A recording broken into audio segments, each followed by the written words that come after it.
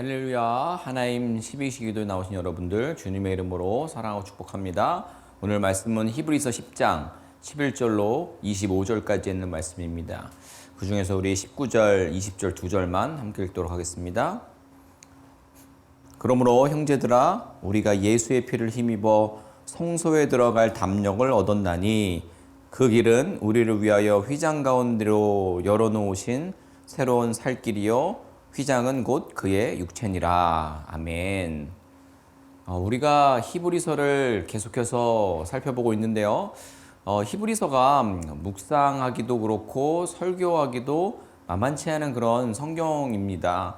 왜냐하면 히브리서가 말하려는 주제와 어떤 그의 형식, 내용 자체가 너무 하려고 하는 말이 분명합니다. 그렇지만 현대인들에게는 다소 딱딱하게 들릴 수 있기 때문입니다. 그리고 우리는 삶의 직접적인 적용과 연결하기도 조금 쉽지는 않습니다.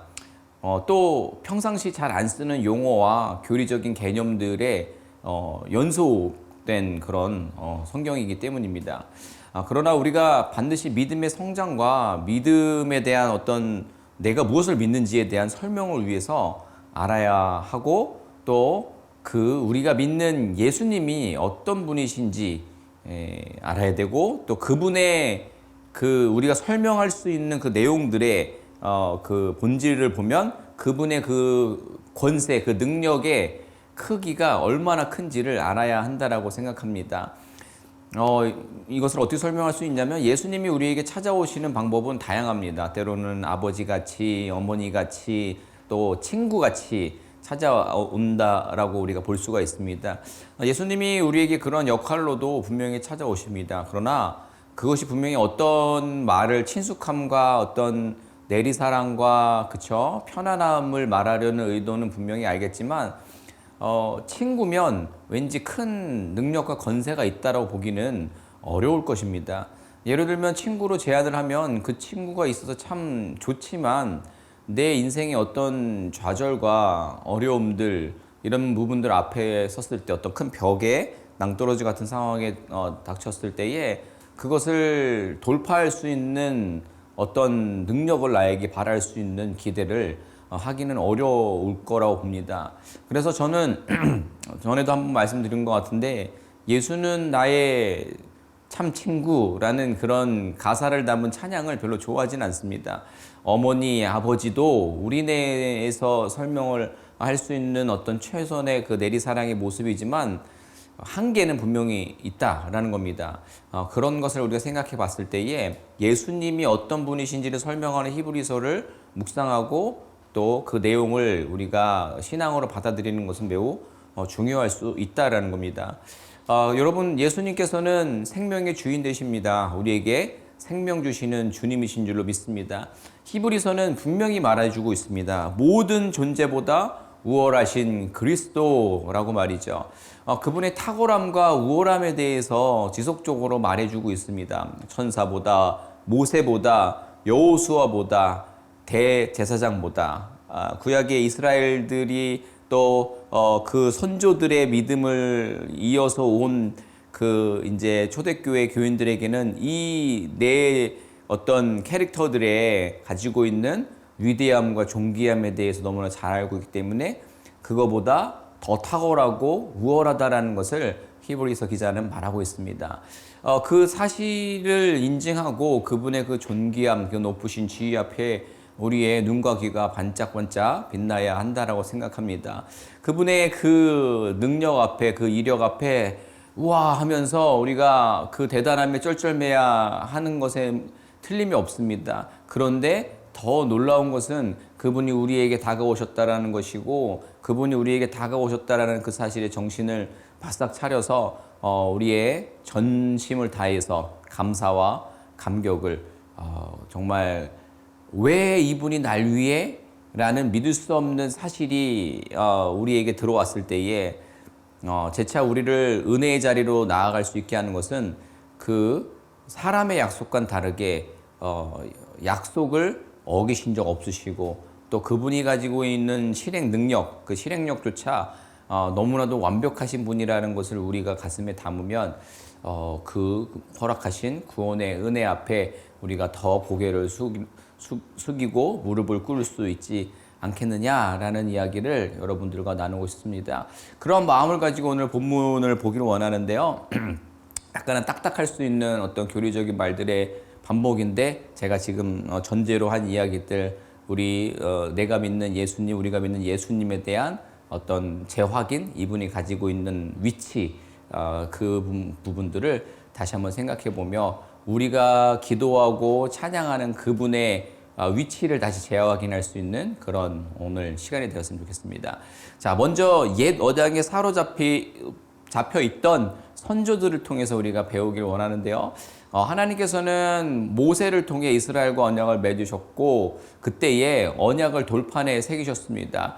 옛 언약이죠. 돌판에 언약을 새기는 것도 사실은 굉장한 그 단단함과 변하지 않는 어떤 약속의 말씀의 상징이 될 수 있는데 그것은 결국 그래봐야 돌판에 불과하죠. 그런데 우리 예수 그리스도를 통해 주신 새 언약은 성도들의 마음밭에 생각 속에 단단한 돌판으로 기록하셨다라는 사실입니다.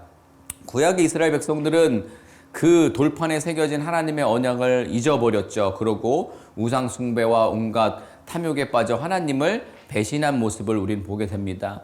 하나님께서는 지속적으로 많은 선지자를 보내셔서 이스라엘에게 회개할 것을 요청하셨지만 그들의 끝은 우리가 잘 알고 있듯이 끝내 불순종하였고 하나님께서 약속대로 보내신 메시아마저 십자가에 못 박는 그런 잘못을 저지르게 됩니다. 하나님께서는 이스라엘 백성에게 언약의 말씀을 항상 가까이 하고 자녀들의 그것을 가르쳐서 신앙을 전수하라고 말씀하셨지만 이스라엘 백성들은 그 명령을 준행하지 못했습니다. 그 언약의 말씀을 기억하는 데 실패했다라는 겁니다. 하나님께서는 이제 성령을 성도 안에 거하게 하심으로 인해서 성도가 그 언약을 잊을 수 없도록 만드셨습니다. 이러한 새 언약에 대한 하나님의 계획은 이미 예레미야 선지자를 통해 오래전에 선포되었고 성경에 기록되어 있는 것입니다. 구약의 언약에 대조되는 이 새 언약의 이러한 성격은 하나님의 아주 강권적인 은혜의 역사라는 특징을 가지고 있습니다. 인간이 할 수 없는 일을 하나님이 강권적으로 행하심으로 인해서 성도를 구원하시려는 하나님의 뜻이 하나님의 주권적 은혜의 역사로 인해서 성취되었다라는 사실입니다. 굉장히 우리가 다시 한번 우리의 신앙의 본질을 그 시작을 한번 생각해 볼 수 있는 시간입니다.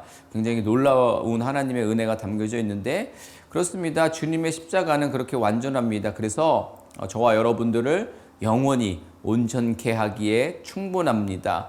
그 사실에 그 지위에 그분의 그 능력에 여러분 정말 고개를 조아리고 그분의 능력을 더욱 신뢰하며 우리들의 삶의 모든 문제들과 또 삶의 모든 것들을 그분께 맡길 수 있었으면 좋겠습니다. 다만 기억해야 할 것이 있습니다. 그것이 거저 이루어진 일이 아니라는 사실입니다. 십자가에서 제물로 피 흘리신 사건을 절대 잊어서는 안 되는 것입니다. 자신의 몸을 찢고 피를 흘리신 예수님을 통해서 저와 여러분들은 하나님의 보좌 앞에 나아갈 수 있게 된 것입니다.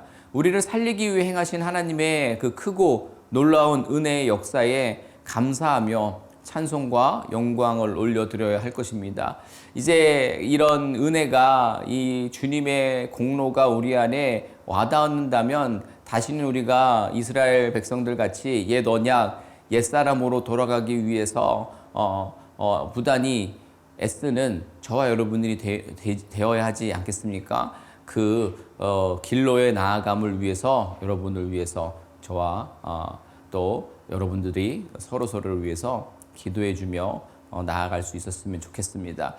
이 하나님의 오늘 말씀에 기록된 은혜에 대해서 한 가지만 더 살펴보고 말씀을 마치려고 하는데요. 여러분 컴퓨터에 보면 삭제 기능이 있습니다. 그것을 잘못하다가는 영영이 그 자료를 찾아볼 수 없게 되는 경우가 있게 되죠. 요즘은 클라우드나 여러 가지 또 다른 그 가상의 저장 공간이 있어서 또 어떻게 찾아낼 수 있는 방법들이 있지만 기본적인 우리가 가지고 있는 그 컴퓨터의 자료 개념이 그렇습니다. 그런데 사람은 기억하고 싶지 않은 일을 마음대로 머릿속에서 지워버릴 수가 없습니다. 망각할 수가 없다라는 거예요. 그래서 때로는 인생이 더 좌절스러운 것처럼 느껴질 때가 있습니다. 어떤 씻을 수 없는 어떤 죄들 또 그런 과오들을 늘상 생각나게 되고 그 죄의식에 사로잡히면 인생이 너무나도 힘들고 절망적일 겁니다. 그러나 오늘 말씀에 의지해서 보면 하나님께서 기억하지 않겠다라고 말씀하시는 거예요. 기억하지 않겠다라고 말씀하시면 완전히 기억을 지워볼 수 있게 된다라는 겁니다. 하나님은 새 언약을 맺은 성도들의 모든 불법과 죄를 기억하지 않으시겠다라고 말씀하고 있다라는 겁니다. 그것이 그냥 말로만이 아니라 우리의 죄악을 우리가 씻을 수 없는 것인데 그것을 예수 그리스도의 보혈의 능력으로 씻어주신다라는 겁니다. 하나님께 의롭다함을 받은 성도가 되게 해주신다라는 겁니다. 그 성도의 죄를 하나님이 더 이상 기억하지 않으신다라는 것입니다. 그 은혜에 여러분들 감사와 감격이 있었으면 좋겠습니다. 그렇습니다. 우리의 삶은요, 아무리 예수님을 믿고 우리가 거룩한 생활을 또 신앙의 여정들을 연수를 쌓아간다고 해도 절대 하나님 앞에서 완전해질 수도 없고 우리의 죄인됨을 벗어버릴 수가 없습니다. 그러나 우리 예수 그리스도의 그 보혈의 피로 허락된 새 언약을 받은 성도는 예수님의 이름을 의지해서 회개하면 모든 죄를 사함받고 언제나 하나님 앞에서 의로운 자로 인정받는 줄로 믿습니다. 다시 한번 말씀드리지만 죄가 없어서가 아닙니다. 우리가 어떤 행위를 해서가 아닙니다. 우리 예수 그리스도께서 저와 여러분들을 위해서 당신의 생명으로 죄값을 지불하셨기 때문입니다. 그렇기 때문에 성도의 구원은 스스로의 행위나 공로가 전혀 포함되지 않은 하나님의 전적인 은혜로 완성된다는 것을 다시 한번 우리가 깨닫고 생각해보는 시간이 되었으면 좋겠습니다. 다윗은요, 이런 하나님의 은혜를 받은 성도에 대해서 허물의 사함을 받고 자신의 죄가 가려진 자, 여호와께 정죄를 당하지 않는 자는 복이 있다라고 시편 32편을 통하여서 노래하고 있습니다. 또 바울은 이 시편을 받아서 일할 것이 없이 하나님께 의로 여기심을 받은 사람의 복이라고 설명을 합니다.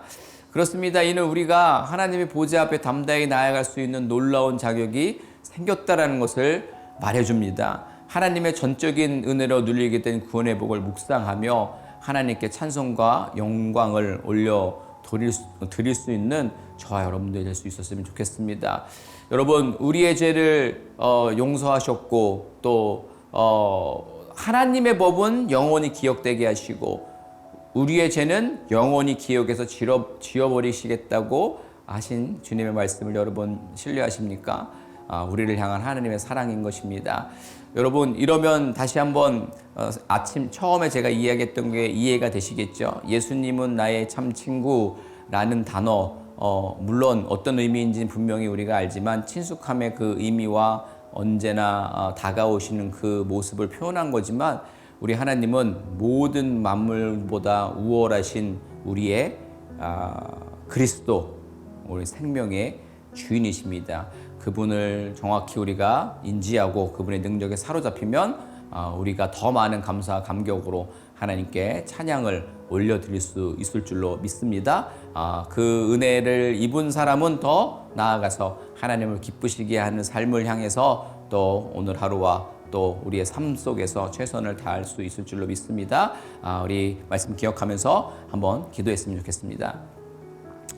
오늘 말씀 기억하면서 우리가 어떠한 분을 믿고 있었는지 생각해 보기 원합니다. 그분은 우리 그리스도십니다. 모든 존재보다 우월하신 하나님이십니다. 그런 그분께서 허락하신 구원의 은혜를 다시 한번 생각해 보고 우리의 삶의 모든 부분들을 맡기기에 부족함 없는 분임을 고백하는 이 시간. 그래서 그분께 받은 그 은혜로 말미암아 오늘 하루를 살아내고 오늘 하루 주님을 기쁘시게 하는 삶을 살고 우리의 인생 전체가 그분께 맡김받은 삶 될 수 있게 해달라고 함께 기도로 나아가도록 하겠습니다. 기도합니다. 하나님, 이 시간 우리가 오늘 말씀을 기억하면서 기도합니다. 주님, 그렇습니다. 늘 가까이 계시는 우리 예수님, 그 은혜 참 감사합니다. 그런데 가까이 계시다라는 것으로 인해서 우리가 놓치고 있는 부분들이 있지 않나 생각해 봅니다. 그분이 어떤 분이신지, 어떤 존재와 우월하신 그리스도를 우리가 깨닫고 그분이 내 삶의 주인이시고 또 내게 생명 주시는 분임을 고백하며 삶의 모든 부분들을 맡기며 나아갈 수 있는 저희들 되게 하여 주옵소서. 주님의 구원의 은총이 우리 안에 있음을 고백하며 모든 삶의 부분 가운데서 매일의 삶의 구석구석에서 하나님을 기쁘시게 하는 삶을 정말 하나님의 사랑을 드러내는 삶을 우리가 살아낼 수 있는 우리 믿음의 식구들 되게 하여 주시옵소서. 이 시간 우리 한 번 더 기도할 때 연약한 지체들을 위해서 기도하기 원합니다. 육체의 가시로 또 삶의 여러 가지 공고한 문제들로 인해서 낙심하고 실패한 이들, 그래서 하나님과 멀어진 이들이 있다면 하나님 특별한 은혜로 채워주시고 또 만나주시고 하나님만이 능력의 주님이시고 하나님께서 모든 문제를 해결해 주실 분임을 고백하며 나아갈 수 있는 저들 되게 해달라고 우리 연약한 지체들을 주님께로 올려드리도록 하겠습니다. 기도합니다.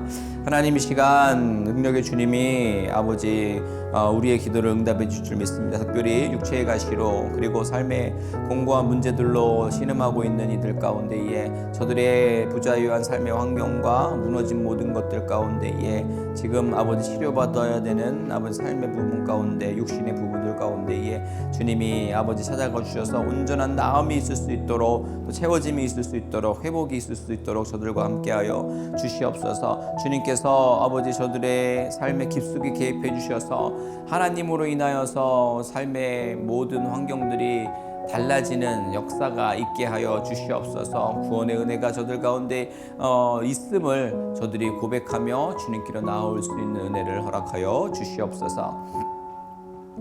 하나님 감사합니다. 늘 우리와 함께 하셔서 또 우리가 이리저리 어리광 피는 그런 상황들도 다 받아주시는 우리 주님이 함께 계심을 아버지 너무나도 감사를 드립니다. 그런데 늘 가까이 계신다는 것으로 또 친숙하게 있다라는 것으로 우리 주님이 어떤 분이신지를 우리가 착각하고 있지는 않은가 생각해 보기 원합니다.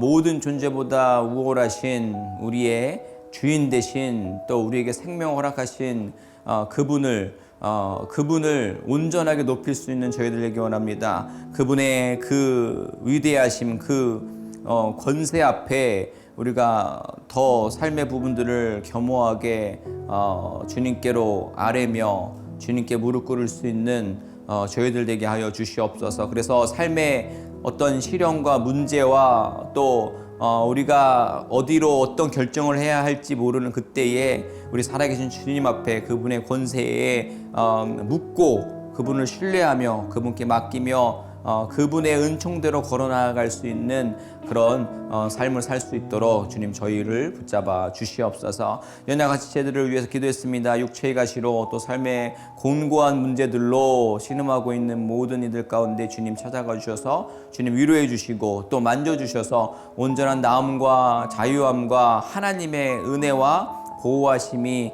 저들의 삶을 붙잡고 저들의 삶이 주님 안에서 새로워지고 또 주님만이 우리의 삶을 나게 하실 수 있고 자유케 하실 수 있는 분임을 고백하며 나아갈 수 있는 저들 되게 하여 주시옵소서. 오늘도 주의 말씀 붙잡고 다시 한번 살아계신 예수 그리스도를 온전하게 고백할 수 있는 오늘 이 정오와 오늘의 삶 그리고 우리의 성도의 삶이 될 수 있도록 그렇게 성도의 삶을 완전하게 만들어갈 수 있는 우리 성도님들 되게 하여 주시옵소서. 감사하며 예수님의 이름으로 기도드립니다. 아멘.